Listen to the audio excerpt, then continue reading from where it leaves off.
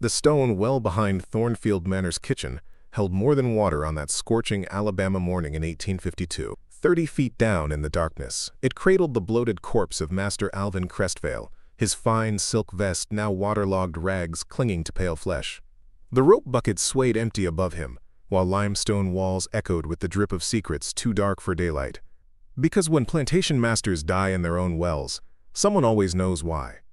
The sound of morning bells drifted across Thornfield's cotton fields, while red dust swirled in the humid air, and worn boots gathered around the wellhead where house servants stood in silent clusters. Among them, barely visible in the press of bodies, stood Maeva Linthorne, her flour-dusted hands folded, her dark eyes fixed on the depths where her master floated like a discarded scarecrow. Beside her, shoulders rigid as iron, her daughter Adeline kept her gaze down. No one spoke of what they'd witnessed behind the kitchen door the night before. Before we jump back in, tell us where you're tuning in from, and if this story touches you, make sure you're subscribed, because tomorrow I've saved something extra special for you. The morning sun blazed merciless over Thornfield Manor as overseer Jonas Thalvin discovered what the well had been hiding since dawn. His weathered boots scraped against the limestone rim as he peered into the depths, expecting to find the usual clear water that fed the manor's kitchen. Instead, pale flesh floated 30 feet below like a grotesque lily pad, arms spread wide in final surrender. Alvin Crestvale had been master of Thornfield for 15 years, ruling over 300 enslaved souls across 2,000 acres of prime Alabama cottonland. The plantation stretched from the Perdido River bottoms to the pine hills of eastern Baldwin County, a kingdom built on human bondage and white gold. His death would ripple through Mobile County like a stone cast into still water, disturbing the careful balance of power that kept the South's peculiar institution profitable. The gathering crowd spoke in whispers that barely rose above the morning breeze. House servants emerged from the kitchen quarters, field hands wandered in from the cotton rows, and stable workers left their horses to join the solemn assembly around the well. But their faces revealed nothing of surprise, only the careful neutrality that survival demanded when masters died under mysterious circumstances. Maeva Linthorne stood among the enslaved community like an anchor in a storm. At 42, she had served as head cook at Thornfield for over 2 decades, her skilled hands feeding both the master's table and the quarters, cooking pots. Her position granted certain privileges, a private cabin, better rations, protection from field work, but also dangerous proximity to the master's volatile moods and wandering attention. Her daughter Adeline possessed the kind of quiet strength that ran deeper than rivers. At 18, she moved through the world with measured steps and watchful eyes, having learned early that beautiful women in bondage attracted attention they rarely survived. She worked beside her mother in the kitchen, her nimble fingers kneading bread and plucking fowls while her mind calculated distances, counted heartbeats, and memorized the patterns of those who held power over her life.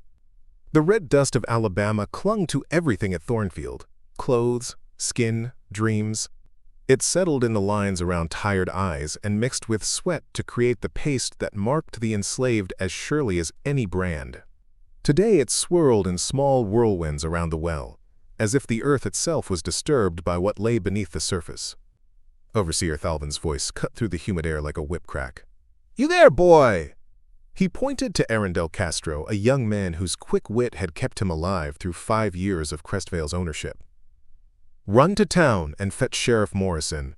Tell him Master Alvin has had himself an accident." An accident.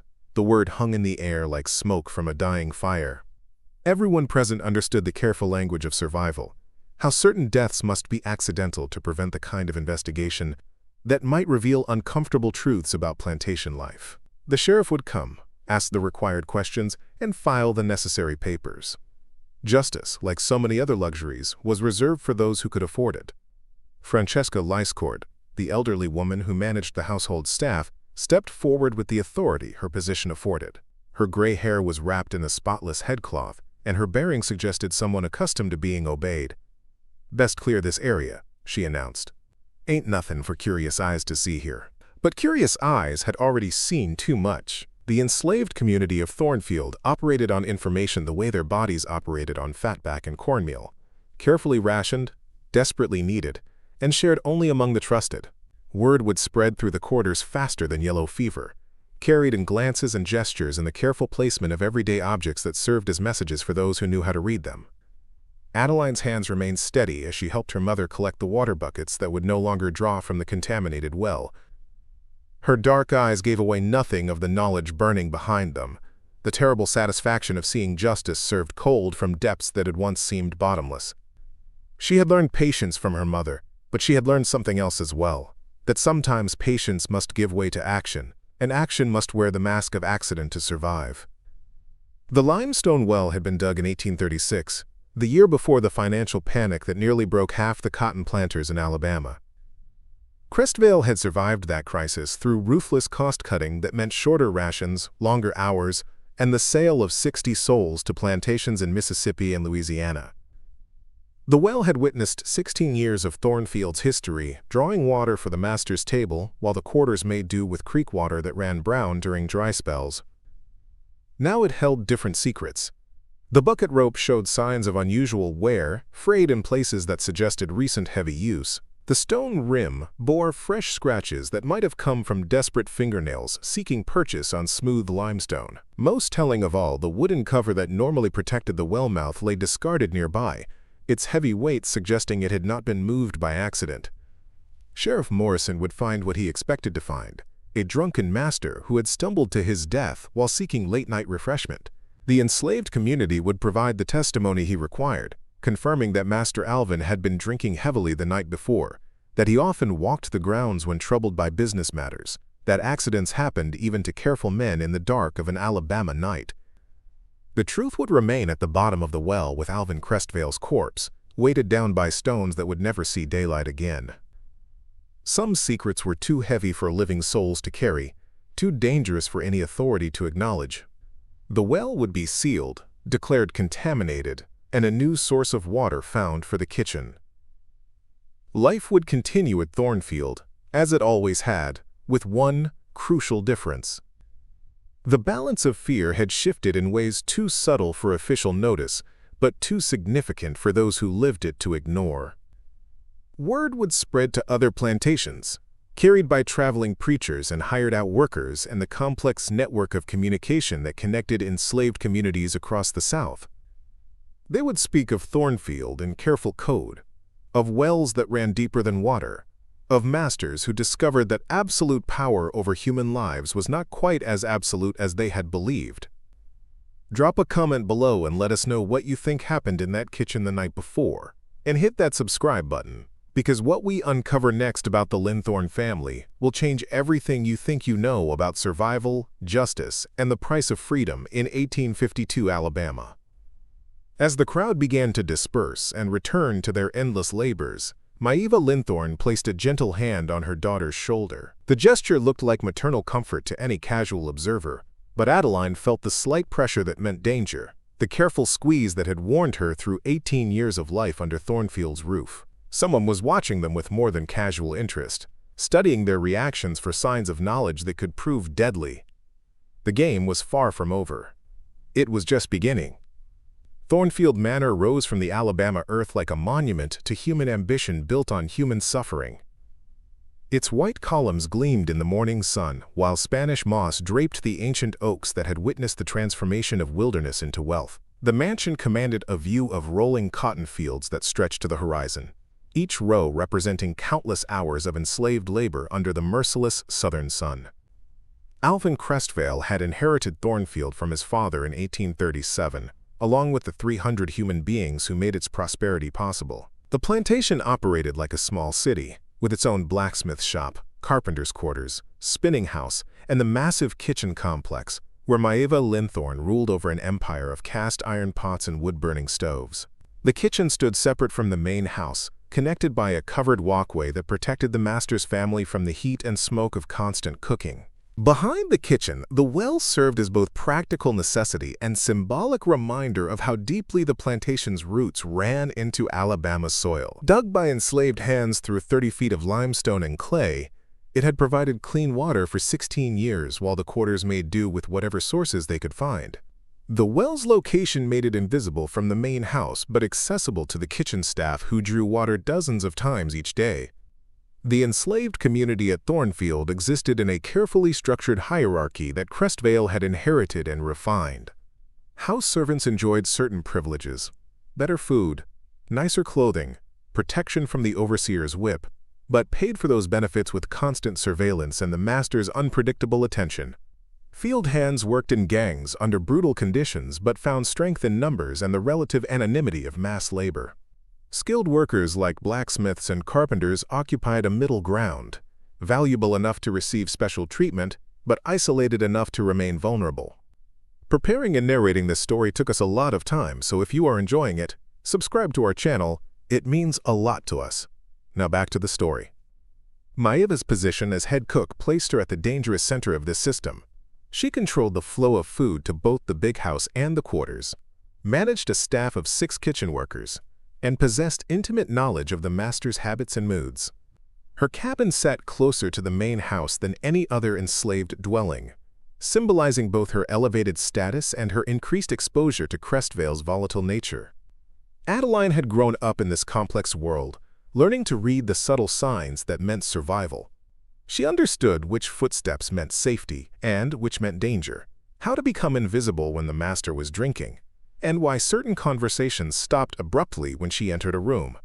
Her education had nothing to do with letters or numbers, and everything to do with staying alive in a system designed to consume human beings like fuel for an inexhaustible fire. The daily rhythm of Thornfield began before dawn with the tolling of the plantation bell. Field hands rose in darkness to begin their march to the cotton rows, while house servants started fires and prepared the elaborate breakfast that would grace the master's table.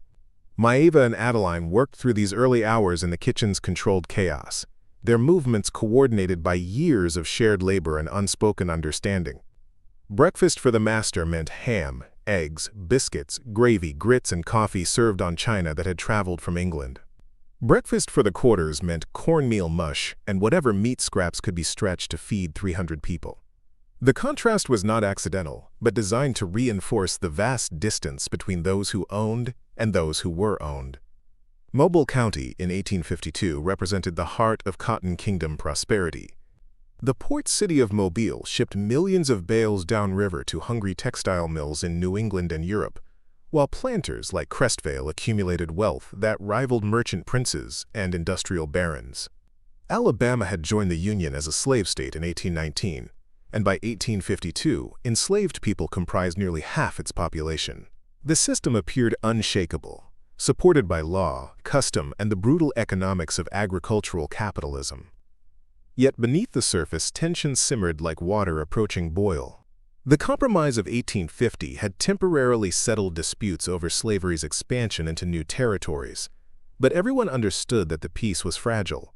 Abolitionists in the North grew bolder in their condemnations, while Southern planters talked increasingly of secession and states' rights.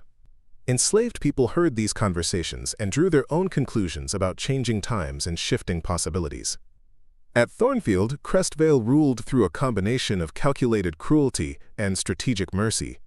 He understood that absolute brutality bred desperate resistance, while excessive kindness encouraged dangerous hopes.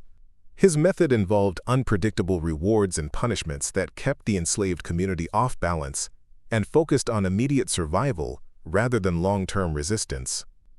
The overseer system provided another layer of control. Jonas Thalvin had worked at Thornfield for 8 years, long enough to learn Crestvale's preferences and develop his own methods for maintaining order. He carried a leather whip but used it sparingly, preferring psychological intimidation and the threat of sale to distant plantations. His quarters stood between the main house and the enslaved community, symbolically and literally representing the barrier between freedom and bondage. Communication among the enslaved followed channels invisible to white oversight.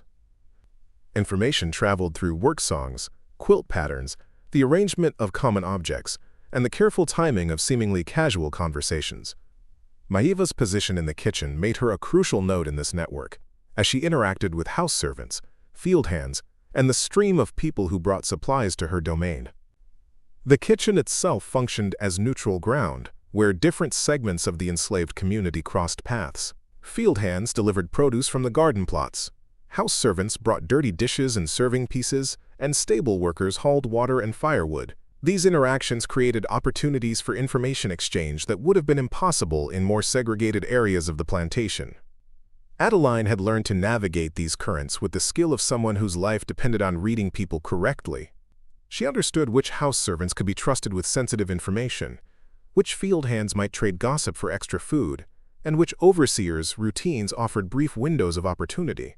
Her knowledge was encyclopedic, but carefully hidden, expressed only through slight changes in posture or the careful placement of her hands. The legal framework supporting slavery in Alabama was comprehensive and brutal. Enslaved people could not own property, sign contracts, testify against white people in court, or travel without passes. Murder of an enslaved person was technically illegal, but rarely prosecuted, while any resistance by enslaved people was met with swift and severe punishment. The state militia stood ready to suppress uprisings, and neighboring planters cooperated to track down runaways. Yet, the system's very completeness revealed its fundamental instability. Laws that required such extensive enforcement suggested a reality that constantly threatened to escape control. The surveillance network that monitored enslaved communities also created opportunities for those clever enough to exploit its blind spots and patient enough to wait for the right moment. Religious life at Thornfield reflected these same contradictions.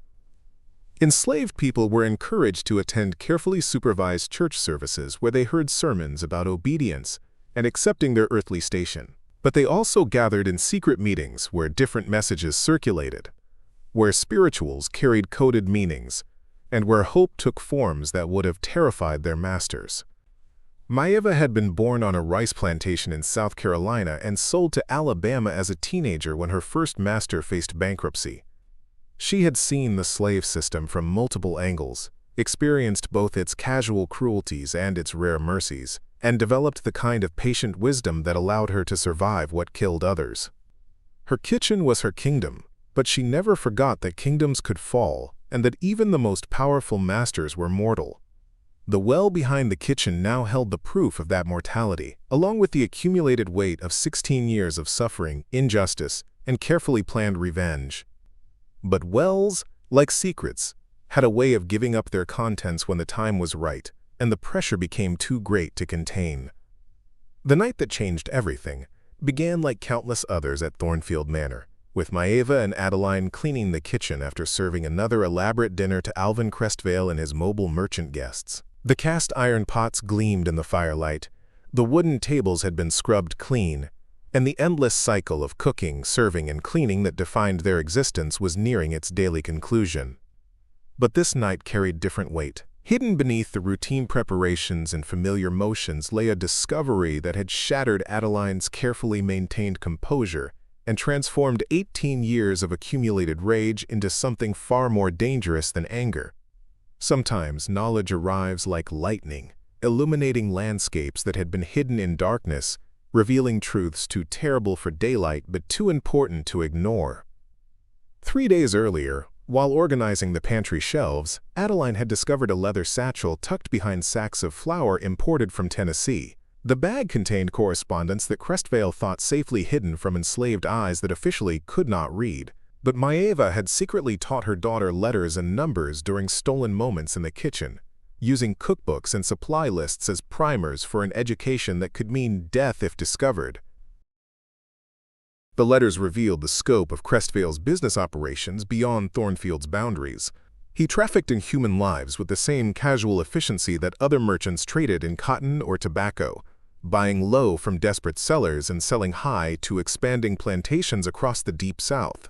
The correspondence detailed transactions that had torn apart dozens of families, separated hundreds of mothers from their offspring, and condemned countless souls to lives of increased brutality on sugar estates and rice plantations, where survival measured in months rather than years. One letter had stopped Adeline's heart entirely. Dated 6 months earlier, it described the sale of a 17-year-old girl named Rowena to a notorious plantation in Mississippi, known for working enslaved people to death within 3 years. The buyer specifically requested young women for breeding purposes, and the letter included clinical discussions of reproductive capacity, health assessments, and expected profitability that reduced human beings to livestock evaluations. Rowena Dryleth had been Adeline's closest friend since early teens, the sister she had never had by blood but claimed through shared suffering and whispered dreams. They had worked side by side in the kitchen, shared secrets in the darkness of their quarters, and sustained each other through the daily humiliations that defined life under Crestvale's rule. When Rowena disappeared one morning without warning or explanation, Adeline had been told she was sold to a kind master in Georgia who needed kitchen help. The truth was far more horrific. Rowena had been sold specifically for forced breeding, selected for her youth and health like a prize mare being sent to stud. The letter included a follow-up report 6 months later, noting that the transaction had proved profitable and requesting similar merchandise for future delivery. Rowena's name appeared on a list of successful placements that read like an inventory of destroyed lives. But the discovery that had pushed Adeline beyond the breaking point was not just Rowena's fate, but the systematic nature of Crestvale's trafficking operation. The letters revealed that he maintained detailed records of every enslaved person at Thornfield, noting their relationships, skills, and psychological vulnerabilities. He used this information to maximize profits through strategic separations, selling people at moments when their loss would cause maximum emotional damage to those left behind. Adeline's own name appeared in these records with observations that made her blood freeze. Crestvale had noted her literacy, her close relationship with her mother, and her potential value as breeding stock when she reached appropriate age. Plans were already in motion to separate her from Maeva once she turned 19. Selling her to buyers who specialized in young women with domestic training and proven bloodlines. The mathematical precision of Crestvale's cruelty was documented in ledgers that reduced human suffering to profit margins and efficiency calculations. He had discovered that separating emotionally bonded individuals increased compliance among those remaining, as grief and fear made people easier to control. The sale of beloved family members served dual purposes, generating immediate revenue while breaking the spirits of potential resistors. Maeva had learned of her daughter's discovery when she found Adeline weeping silently over the kitchen fire, her tears hissing against hot coals like prayers being consumed by flames. The sight of her daughter's anguish had awakened something in Maeva that had been sleeping since her own separation from family decades earlier. She had survived by numbing herself to individual tragedies, focusing on immediate necessities rather than long-term injustices. But seeing Adeline's pain had stripped away those protective barriers and revealed the full scope of what they endured. The breaking point arrived on the night of August 15th, when Crestvale hosted a dinner party for potential business partners from New Orleans and Charleston. The conversation over brandy and cigars had turned to upcoming transactions, with guests examining the same ledgers that Adeline had discovered. She served silently as these men discussed human beings like commodity futures, noting prices, delivery schedules, and quality assessments with the casual expertise of experienced traders. Taverick Holtrow, a slave trader from Charleston, had been particularly interested in Thornfield's inventory of young women. He examined Crestvale's records while Adeline stood motionless against the dining room wall, her face a mask of trained invisibility that concealed the horror of listening to her own future being negotiated like a livestock transaction. "This one has good breeding potential," Holtrow had observed, pointing to documentation that Adeline realized described her. "Healthy stock, domestic training, manageable temperament. My New Orleans contacts would pay premium prices for this quality of merchandise." Crestvale had nodded thoughtfully, calculating profit margins while glancing occasionally at Adeline as if evaluating a horse for sale. "She'll be ready for market within the year. Mother's getting too attached, which affects productivity. Separation will benefit both parties." The casual dismissal of 18 years of life, love, and shared struggle as a productivity problem had crystallized something in Adeline's mind that had been building for months. These men saw her not as a human being with hopes, fears, and relationships, but as an asset to be optimized for maximum return on investment. Her literacy, her skills, her very capacity for love had become items in a catalog designed to facilitate her own destruction. Later that night, after the guests departed and the manor settled into darkness, Crestvale had summoned Adeline to his study for what he called a performance evaluation. The conversation that followed had been a masterclass in psychological cruelty, as he detailed exactly how her sale would proceed and what fate awaited her in New Orleans. He described the buyers, requirements, the training methods they employed, and the life expectancy of women in their custody with the clinical detachment of a man discussing weather patterns. "Your mother will adjust," he had concluded, pouring another glass of bourbon while Adeline stood silently before his desk. "Enslaved people are remarkably resilient when properly motivated. She'll have new kitchen help within a month, and within a year she'll barely remember you existed." The statement was deliberately designed to wound, to break any remaining spirit that might resist the coming transaction. But instead of breaking Adeline's will, it had clarified her purpose with absolute precision. Crestvale had made a fatal error in assuming that destroying hope would eliminate resistance. Sometimes the absence of hope became the foundation for a different kind of action entirely. As Adeline walked back to the kitchen quarters that night, she had made a decision that felt as inevitable as sunrise. The well behind the kitchen had been calling to her for months, its dark depths promising solutions that daylight could not provide. She had been raised to believe in divine justice, in eventual reward for earthly suffering, in the possibility that good would triumph over evil through patience and faith. But faith required hope, and hope required believing that change was possible through moral means. The letters in Crestvale's study had revealed a system so thoroughly corrupted, so completely invested in human misery, that moral resistance was not just futile, but actively dangerous to those she loved most. The well offered a different kind of justice, one that required no faith in distant authorities or future rewards. It promised immediate resolution, permanent change, and the kind of closure that could only come from direct action taken by those with nothing left to lose and everything to protect. The kitchen fell silent except for the steady tick of the mantel clock marking the hours toward midnight. Maeva moved through final preparations with the mechanical precision of someone whose survival depended on routine, but her eyes never left her daughter's face. Adeline stood at the wooden work table, methodically kneading tomorrow's bread dough, her movements steady despite the storm building behind her dark eyes. They had not spoken of the letters since Adeline's discovery 3 days earlier, but silence between them had always carried more weight than words. Maeva understood her daughter's pain with the intimacy of someone who had endured similar losses, watched similar betrayals, and felt the same rage burning like banked coals in her chest. The difference was that Maeva had learned to carry that fire without being consumed by it, while Adeline stood at the threshold of a conflagration that would change everything. The decision crystallized when Crestvale's voice carried through the kitchen window, harsh with bourbon and entitlement as he berated young Arundel Castro for some imagined slight. The boy's terrified responses punctuated the night air, each stammered apology a reminder of the absolute power that Crestvale wielded over human lives. Adeline's hands stilled on the bread dough as she listened to fear being weaponized, dignity being systematically destroyed, hope being strangled one word at a time.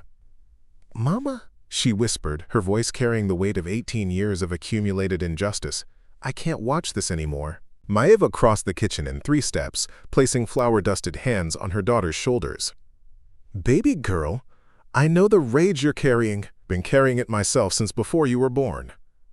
But rage without wisdom is just another way to die." "Then teach me wisdom," Adeline replied, meeting her mother's eyes with an intensity that made Maeva's breath catch. "Teach me how to stop him without destroying ourselves." The education that followed took place in whispers between midnight and dawn, as mother and daughter planned something that had never been spoken aloud, but had been building in their shared silences for months. Maeva's knowledge of Crestvale's habits, combined with Adeline's careful observations of his vulnerabilities, created a blueprint for justice that would look like accident to any official investigation. Crestvale's nightly ritual was as predictable as sunrise. After his guests departed and the household staff retired, he would take a bottle of bourbon to his study and review plantation records until the alcohol made reading impossible. Then he would walk the grounds, checking doors and windows with the paranoid attention of a man who understood that absolute power bred equally absolute hatred. His route never varied: study to front porch, around the side of the manor, past the kitchen garden, and finally to the well behind the kitchen where he would pause to vomit when the bourbon overwhelmed his system. The well's location made it invisible from the main house, but perfectly positioned for someone waiting in the kitchen shadows. The plan required precise timing and nerves stronger than forged steel. Adeline would wait in the kitchen until Crestvale reached the well, then approach him during his moment of maximum vulnerability. She would carry a water bucket to explain her presence if anyone else appeared, but her real purpose would be far more final than drawing water. Maeva's role was equally crucial, but infinitely more dangerous. She would remain in the kitchen, ready to provide alibi testimony while maintaining plausible ignorance of her daughter's actions. If questioned, she would explain that Adeline had been sent to draw water for tomorrow's breakfast preparations, a task that required working by moonlight to avoid interfering with kitchen duties. The psychological preparation proved more challenging than the practical planning. Adeline had never killed anything larger than chickens for Sunday dinner, and the gap between butchering poultry and drowning a human being seemed impossible to bridge. But Maeva understood that her daughter's gentleness was not weakness but strength deliberately cultivated in opposition to the world's cruelty. "Killing him won't make you like him," Maeva explained as they sat beside the banked kitchen fire. "It'll make you like us, people who protect their families when the law won't do it." The night of August 18th brought the kind of humid stillness that made breathing feel like drowning in slow motion. Thunderclouds gathered on the horizon but refused to break, leaving the air charged with electricity that made everyone's nerves feel exposed. Crestvale had entertained buyers from Mississippi throughout the evening, and their negotiations over human cargo had left him in the particularly foul mood that always preceded his late-night walks. Adeline positioned herself in the kitchen's back doorway shortly after midnight, watching the manor's windows for the telltale movement of lamplight that would signal Crestvale's departure from his study. The wooden bucket felt impossibly heavy in her hands, weighted with purpose that had nothing to do with drawing water, and everything to do with dispensing the kind of justice that courts would never provide. When the lamp finally moved from study window to front door, Adeline began counting heartbeats. Crestvale's circuit would take exactly 12 minutes if he maintained his usual pace, but tonight's bourbon consumption suggested he might move more slowly than normal. She forced herself to wait until she heard his boots crunching on gravel near the kitchen garden before slipping out into the humid darkness. The well stood 30 yards from the kitchen door, surrounded by limestone coping that Adeline had polished smooth during countless trips to draw water. Tonight those familiar stones felt like altar rails, leading toward a sacrifice that would either free her family or destroy them completely. She moved with practiced silence through shadows that seemed deeper than usual, as if darkness itself was conspiring to hide what was about to happen. Crestvale reached the well just as Adeline positioned herself behind the large oak tree that grew beside the kitchen garden. He was drunker than usual, stumbling slightly as he approached the stone rim, one hand pressed against his stomach while the other clutched the bourbon bottle like a lifeline. The sight of his vulnerability should have generated pity, but Adeline felt only the cold satisfaction of a hunter watching prey walk into a perfectly prepared trap. When he leaned over the well's edge to vomit, Adeline stepped from behind the oak tree with movements as fluid as water flowing downhill. She had rehearsed this moment in her mind dozens of times, but reality felt different, sharper, more real, weighted with consequences that imagination could not capture. Time seemed to slow as she approached, each step deliberate and irreversible. Crestvale sensed her presence just as she reached the well's edge, turning with the confused expression of a man whose reflexes had been dulled by alcohol, an assumption of absolute safety. His mouth opened to speak, perhaps to demand an explanation for her presence, but Adeline's hands were already moving with the kind of precision that 18 years of kitchen work had burned into muscle memory. The push itself was gentle, almost tender, more like helping someone lie down than committing murder. Crestvale's weight carried him over the rim before he fully understood what was happening, his final expression one of surprise rather than terror. The splash that followed was surprisingly quiet, muffled by 30 feet of limestone and the heavy air that refused to carry sound beyond the well's immediate vicinity. Adeline stood at the rim for exactly 30 seconds, watching ripples spread across black water that reflected stars like scattered diamonds. She felt no guilt, no remorse, no second thoughts about what she had just accomplished. Instead, she experienced something closer to religious conviction, the deep satisfaction of someone who had finally aligned their actions with their values, regardless of worldly consequences. The bucket slipped from her hands and hit the ground with a hollow thump that seemed loud enough to wake the entire plantation, but Thornfield slept on, undisturbed by the sound of justice being served, or the sight of a young woman walking calmly back to the kitchen, where her mother waited with clean towels, and the kind of alibi that would satisfy any official investigation. Dawn broke over Thornfield Manor with the same crimson intensity that had marked Alabama sunrises for centuries, but this morning carried whispers that spread through the quarters faster than fever through summer air. By the time Overseer Jonas Thalvin discovered Alvin Crestvale's body floating in the well behind the kitchen, 3 field hands had already noticed his absence from the morning inspection, 2 house servants had remarked on the unusual quiet from the master's quarters, and Maeva Linthorne had begun preparing breakfast with the calm efficiency of someone whose world had fundamentally shifted during the night. The machinery of official response lurched into motion with predictable speed. Thalvin dispatched Arundel Castro to fetch Sheriff Wade Morrison from Mobile, while other workers were ordered to secure the area around the well and prevent contamination of what would soon become a crime scene. But crime scenes, like justice itself, operated according to different rules when they involved the death of white masters and the potential culpability of enslaved people. Sheriff Morrison arrived at Thornfield within 3 hours, accompanied by Deputy Calvin Drovich and the kind of predetermined conclusions that made actual investigation unnecessary. Morrison had built his career on maintaining order in Mobile County, which meant protecting the interests of planters like Crestvale while managing the enslaved population through carefully calibrated mixtures of mercy and brutality. His approach to mysterious deaths followed established patterns designed to preserve social stability rather than pursue absolute truth. The initial examination of Crestvale's body revealed exactly what Morrison expected to find: evidence of heavy drinking, signs consistent with accidental drowning, and the kind of circumstantial details that supported conclusions already reached before investigation began. The bourbon bottle floating beside the corpse provided convenient explanation for impaired judgment, while the well's smooth limestone rim showed no obvious signs of struggle or violence. Morrison understood that thorough investigation of plantation deaths created more problems than solutions. Detailed questioning might reveal uncomfortable truths about master-slave relationships, systematic abuse, or the kind of desperate conditions that drove human beings to violence.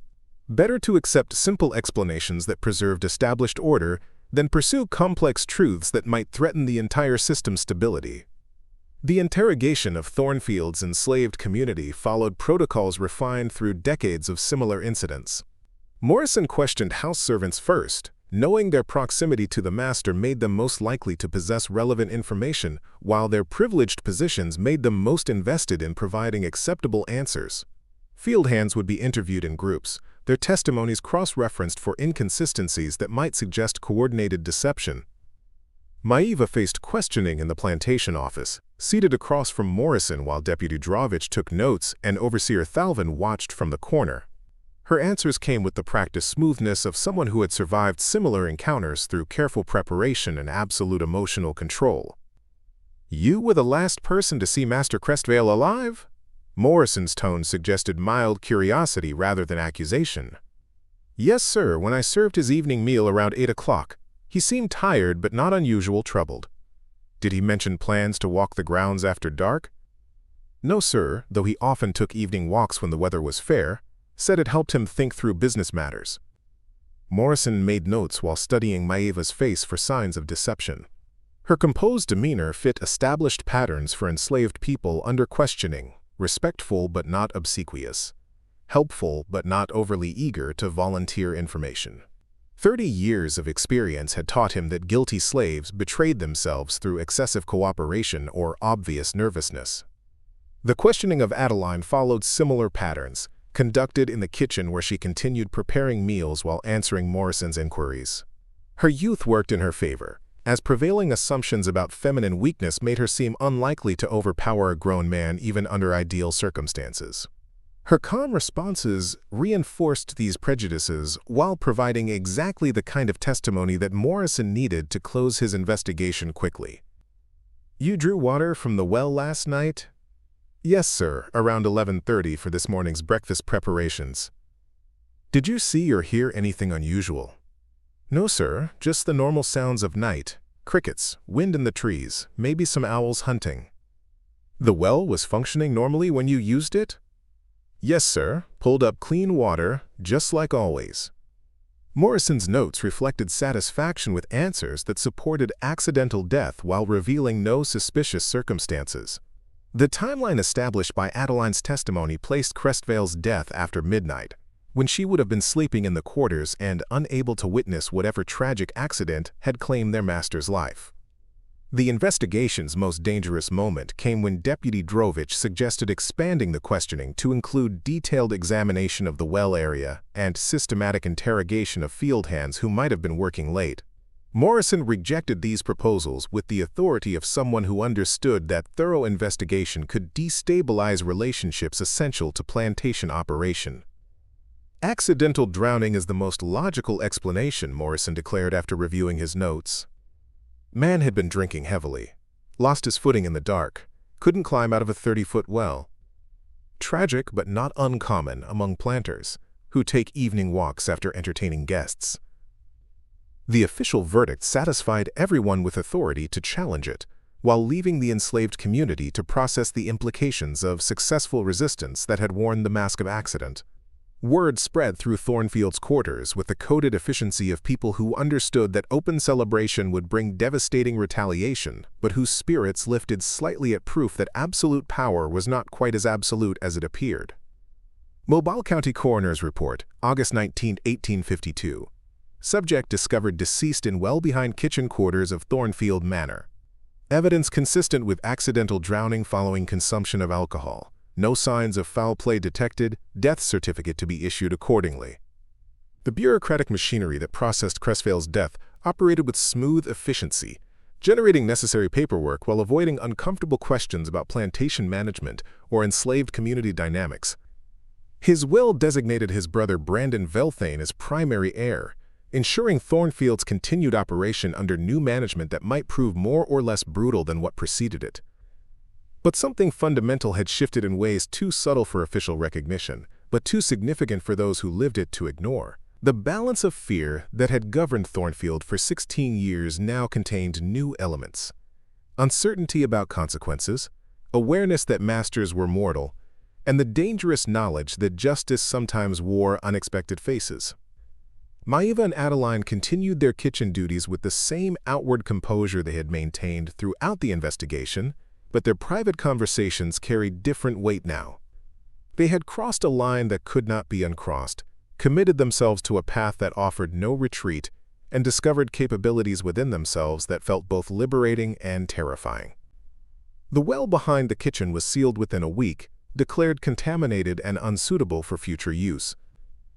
A new source of water was dug closer to the main house, where it could be monitored more carefully and accessed under better supervision. The old well became a monument to secrets that would never surface, weighted down by stones that would never see daylight again. Other plantations in Mobile County began reporting similar accidents over the following months. Masters who fell from horses, overseers who drowned in irrigation ditches, slave traders who disappeared on lonely roads between transactions. Each incident appeared isolated and explainable, but taken together they suggested patterns that made surviving planters increasingly nervous about their own mortality and the true feelings of those they claimed to own. Sheriff Morrison filed his final report on the Crestvale investigation without mentioning these broader patterns or their potential implications for plantation security. Some truths were too dangerous for official acknowledgement, too threatening to existing order to be documented in permanent records. Better to let individual accidents remain individual rather than recognize symptoms of systemic change that might require systematic response.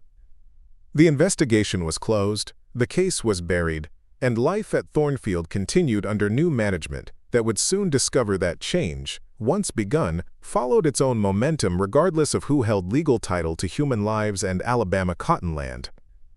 3 weeks after Alvin Crestvale's body was pulled from the well, Thornfield Manor hummed with the nervous energy of a place where power structures had shifted overnight.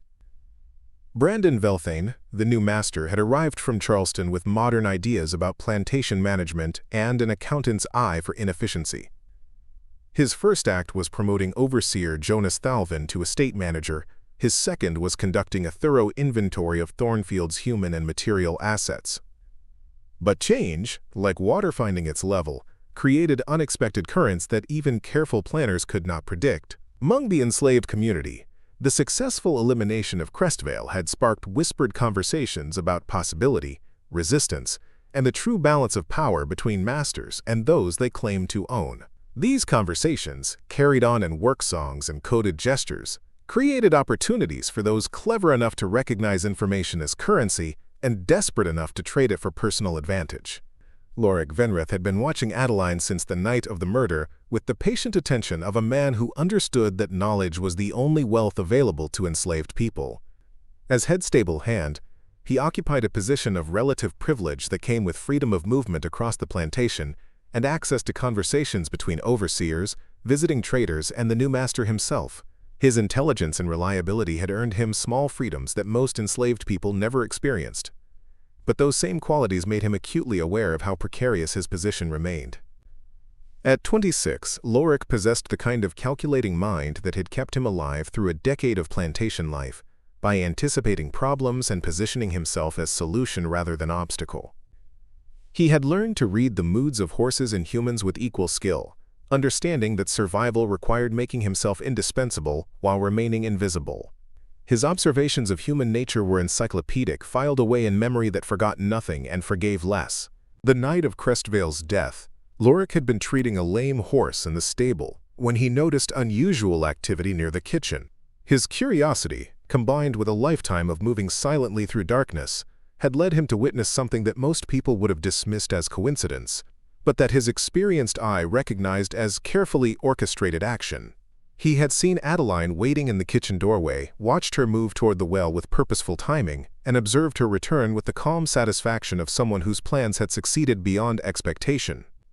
More importantly, he had noticed details that official investigation had missed. The wooden bucket that normally hung beside the well had been moved to the opposite side, suggesting someone had used it recently. Fresh scratches on the limestone rim indicated contact with metal, possibly from belt buckles or buttons during a struggle. Most telling of all, he had observed Adeline washing her hands with unusual thoroughness upon returning to the kitchen, scrubbing her fingernails with the focused attention of someone removing evidence rather than ordinary dirt. These observations had remained private for 3 weeks, while Lorik calculated the potential value of his knowledge against the risks of revealing it. The arrival of Brandon Velthane had changed that calculation significantly. The new master's modern approaches to plantation management included systematic reviews of personnel efficiency, detailed analysis of production costs, and strategic planning that viewed enslaved people as assets to be optimized rather than simply maintained. Under Velthane's efficiency program, Lorik's position faced potential elimination. The new master believed that stable work could be distributed among field hands during slow periods, eliminating the need for specialized personnel and reducing operational costs. Without his stable duties, Lorik would be reassigned to field labor under conditions that would likely kill him within 2 years. His age, combined with a bad back from years of heavy lifting, made him unsuitable for cotton picking under Alabama's brutal sun. The convergence of knowledge and desperation created opportunity that Lorik recognized with the clarity of someone whose survival depended on reading situations correctly. Adeline's secret gave him leverage over the most influential family in the enslaved community. Properly deployed, that leverage could secure his position, improve his living conditions, and provide protection against future threats to his safety. The approach began subtly, as all successful manipulation must. Lorik started appearing near the kitchen during meal preparation times, offering assistance with heavy lifting, and engaging in casual conversation that gradually steered toward the night of Crestvale's death. His questions seemed innocent, expressions of curiosity about the investigation, speculation about what might have happened, observations about how quickly life had returned to normal after such a shocking tragedy. But Adeline recognized the pattern with instincts sharpened by 18 years of reading dangerous situations. She noticed how Lorik's eyes tracked her movements, the careful way he positioned himself to overhear conversations between her and Maeva, the seemingly accidental encounters that occurred with suspicious frequency. Most concerning was the subtle shift in his demeanor, the confident posture of someone who held valuable information and was deciding how to use it. The confrontation came on a humid evening in early September, when Lorik approached Adeline as she carried water buckets from the new well to the kitchen. His timing was deliberate, chosen for the privacy it afforded and the symbolic weight of location. They stood within sight of the sealed old well, its stone cover now overgrown with kudzu, that seemed to be swallowing evidence of what lay beneath. "Heavy buckets for such delicate hands," Lorik observed, his tone carrying meanings that had nothing to do with water or kitchen work. "Amazing what people can accomplish when they set their minds to it." Adeline set down the buckets carefully, her movements controlled despite the adrenaline that flooded her system. "Is there something specific you need, Lorik, or are you just being helpful?" "Oh, I'm always helpful. Question is whether other people appreciate help when it's offered." He gestured toward the old well with casual significance. "Take that night when Master Crestvale had his accident. I'm sure someone with your skills could have helped if they'd been in the right place at the right time." The threat was coded but unmistakable. Lorik knew something, believed he could prove it, and was prepared to use that knowledge for his own benefit. Adeline felt the familiar coldness that had sustained her through Crestvale's murder, the same calculating calm that had enabled her to push a man to his death without hesitation or regret. "People who help when help is needed usually find that kindness comes back to them," she replied, matching his indirect style while making her own position clear. "Of course, people who make trouble where none existed sometimes find that trouble has a way of multiplying." Lorik smiled, with the satisfaction of someone whose suspicions had been confirmed. "I was hoping we could understand each other. See, new masters got plans for reorganizing operations, and some of those plans don't include positions for people like me.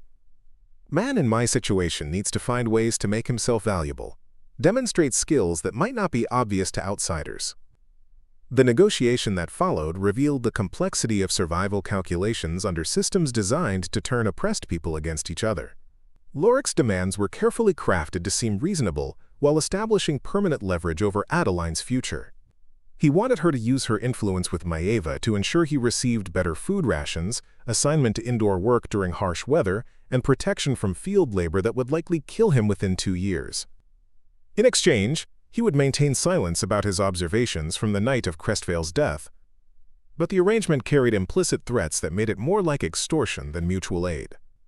Lorik's knowledge gave him power over not just Adeline but her mother, whose position as head cook could be destroyed by association with murder accusations.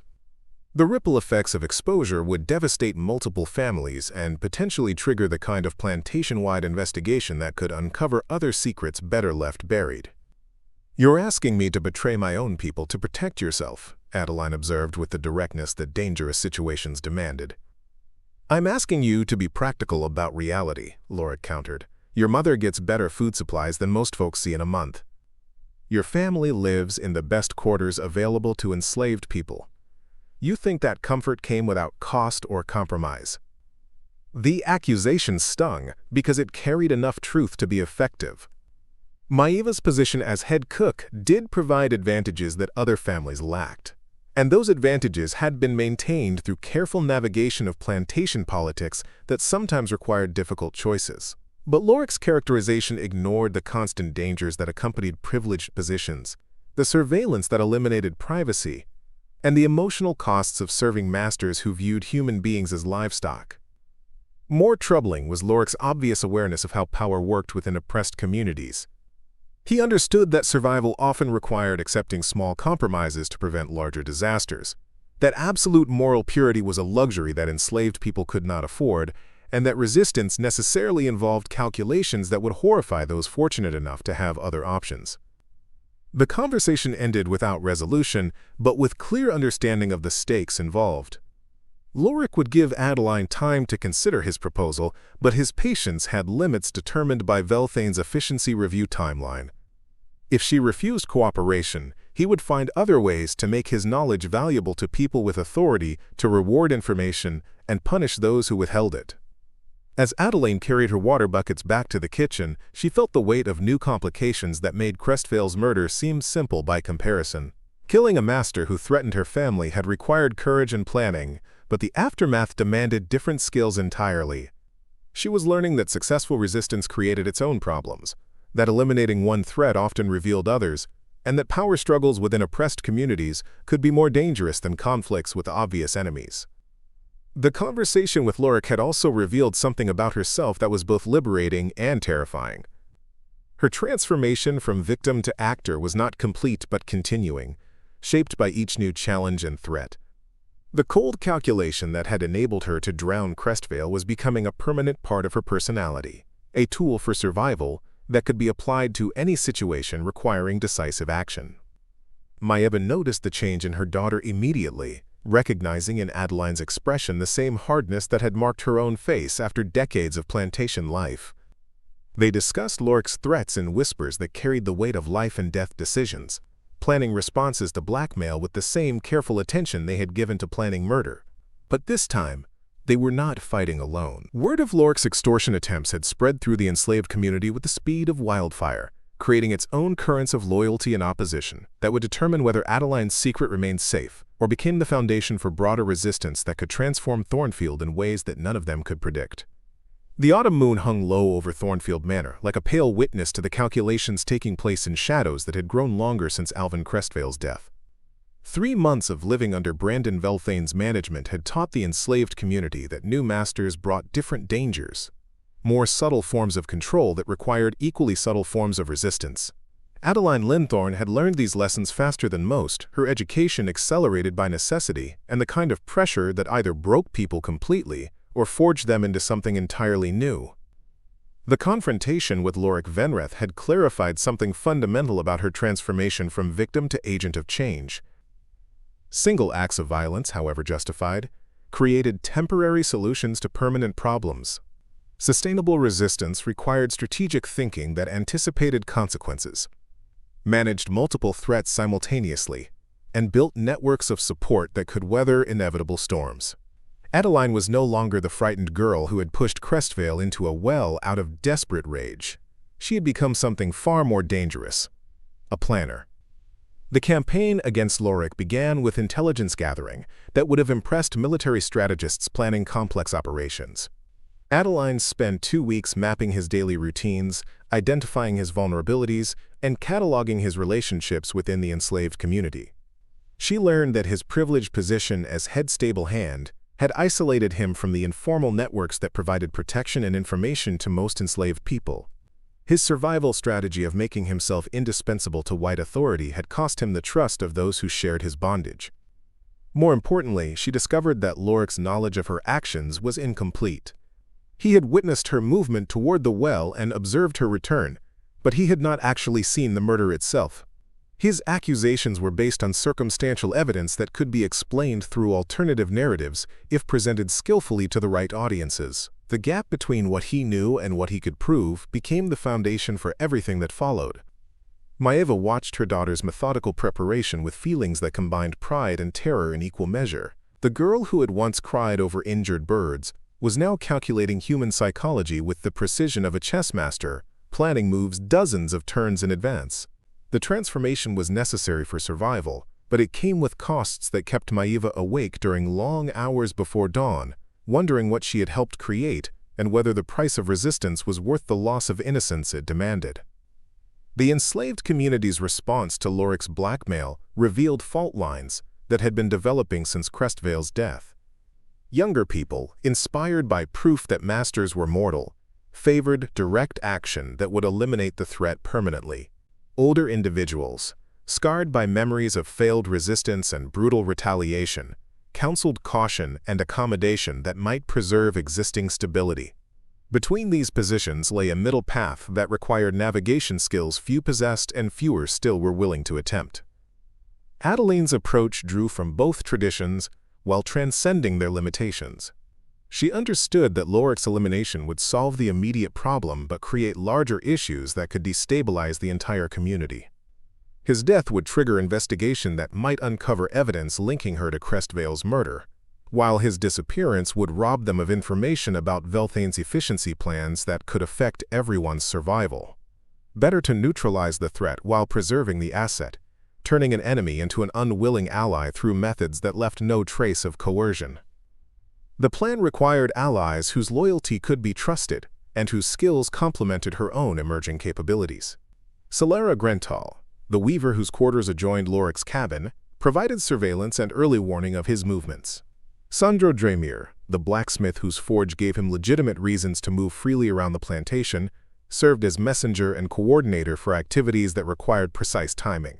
Most crucial was Maeva Linthorne, the elderly woman who tended sick animals and whose knowledge of herbs extended to substances that could incapacitate without killing. The psychological campaign began subtly, as all successful manipulation must. Lorik started experiencing minor but persistent problems that gradually escalated his stress levels while appearing completely coincidental. His horse developed lameness that required extensive treatment, reducing his productivity and drawing criticism from Overseer Thalvin.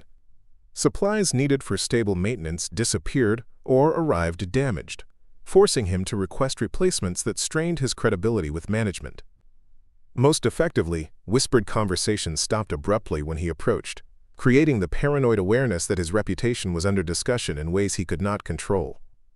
These pressures were carefully calibrated to increase his dependence on the very community he was attempting to exploit. Lorik found himself seeking allies among people who had previously been neutral or friendly, only to discover that his blackmail of Adeline had damaged relationships he had taken for granted. The isolation that followed was deliberate but felt organic, the natural consequence of choices he had made rather than coordinated action against him. The decisive moment came during the third week of October, when Belthane announced plans for a comprehensive efficiency review that would determine which positions were essential for plantation operations. Lorik's name appeared on a list of personnel whose duties might be redistributed among general laborers, confirming his worst fears about his future under the new management. The review would take place in 2 weeks, giving him a narrow window to demonstrate his indispensability or face reassignment to field work that would likely kill him. Adeline chose this moment of maximum vulnerability to offer assistance that looked like mercy but functioned as strategic control. She approached Lorik during the evening feeding routine, when exhaustion and worry had worn down his usual defenses, carrying information that could save his position if used correctly.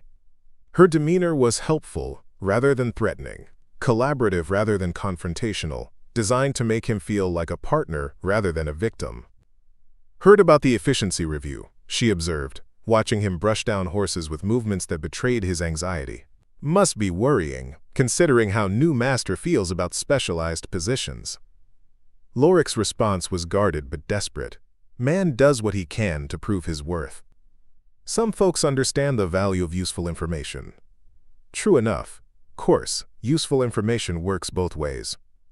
For instance, I heard that Belthane's planning to consolidate stable operations with fieldwork supervision. Position like that would require someone with experience managing both animals and people. The information was accurate, obtained through Maeva's connections in the main house kitchen where such decisions were discussed over meals that enslaved people served but officially did not hear. Lorik's eyes sharpened with interest as he calculated the implications of what Adeline had revealed. How would someone position themselves for consideration for expanded responsibilities? Adeline's answer was carefully structured to sound like friendly advice while establishing the terms of their future relationship. She explained that positions involving supervision of other enslaved people required recommendations from respected community members, particularly those whose own positions were secure and whose opinions carried weight with management. Such recommendations were more likely to be given to people who had demonstrated loyalty to community interests rather than individual advancement. The message was clear without being explicitly threatening. Lorik's survival depended on community support that would only be forthcoming if he abandoned his blackmail attempts and aligned himself with collective interests. His knowledge of her actions became irrelevant if using it would destroy his chances of obtaining the recommendation he needed to avoid fieldwork that would kill him. But Adeline's offer contained additional elements that revealed how thoroughly she had evolved beyond simple problem-solving to systematic control. She provided detailed information about Belthane's preferences for personnel management, insights into which supervisory styles he favored, and specific suggestions for how Lorik could position himself as indispensable during the efficiency review. The guidance was valuable enough to ensure his survival while creating ongoing dependence on her continued cooperation. More subtly, she introduced him to the informal networks that managed information flow within the enslaved community, demonstrating how collective action could benefit individual survival in ways that isolated scheming could not. Lorik discovered that cooperation provided access to early warnings about management decisions, coordinated responses to threats, and mutual support systems that made life under bondage marginally more bearable. The transformation of their relationship from antagonistic to collaborative took 3 weeks to complete, during which Lorik gradually abandoned his blackmail attempts in favor of integration into community structures that offered better long-term security. His knowledge of Adeline's actions remained potentially dangerous, but using it would now damage his own interests as much as hers. The threat was neutralized not through elimination but through strategic alignment that turned potential enemy into reluctant ally. The efficiency review concluded with Lorik receiving promotion to head of combined stable and field operations, a position that utilized his existing skills while expanding his responsibilities in directions that served Velthane's cost-cutting objectives. His success required ongoing cooperation with the same community he had attempted to exploit, creating permanent incentives for maintaining silence about events that were better left undiscussed. Adeline watched these developments with satisfaction that was deeper than mere problem-solving but more complex than simple victory. She had learned to manipulate human psychology with the same precision her mother used for seasoning dishes, understanding how to combine pressure and relief, threat and opportunity, isolation and belonging to achieve predetermined outcomes. The skills were transferable to any situation requiring influence over people whose choices affected her family's survival. But the costs of this education weighed heavily on her spirit during quiet moments when reflection was possible. The girl who had once believed in simple justice and clear moral boundaries was disappearing, replaced by someone who understood that survival under oppression required adopting the oppressor's methods while maintaining enough humanity to remember why the struggle mattered. The line between necessary pragmatism and moral corruption was thinner than she had imagined, harder to maintain than romantic notions of resistance had suggested. The autumn nights grew longer, as 1852 moved toward winter, and with them came whispered reports of similar transformations taking place on plantations across Alabama and beyond. The network of communication that connected enslaved communities was carrying more than gossip and family news. It was spreading techniques, strategies, and the dangerous knowledge that individual acts of resistance could be coordinated into something larger, more systematic, and infinitely more threatening to the system that had seemed unshakable just months earlier. By Christmas of 1852, Thornfield Manor operated under rules that no one spoke aloud but everyone understood. Brandon Velthane's efficiency programs had indeed reduced costs and improved productivity, but not through the methods he had originally planned. The enslaved community had learned to manage itself with subtle coordination that achieved his objectives while serving their own interests in ways he never suspected. Work quotas were met with mathematical precision that left no room for criticism but no energy for additional demands. Accidents decreased dramatically as people looked out for each other's safety with newfound diligence. Theft virtually disappeared, replaced by informal redistribution systems that ensured basic needs were met without creating the kind of shortages that triggered investigations. Most remarkably, discipline problems evaporated as conflicts were resolved internally through methods that left no trace of organized resistance. Maeva Linthorne continued serving as head cook, but her influence extended far beyond the kitchen in ways that would have surprised anyone who believed power flowed only from legal authority. Her quiet conversations with house servants, field workers, and skilled craftsmen created coordination that looked like natural cooperation but functioned as strategic planning. Meals were prepared with the same skill as always, but information was seasoned into every dish, spreading through the plantation with each bite. Adeline had become something that had no official title, but was recognized by everyone who mattered.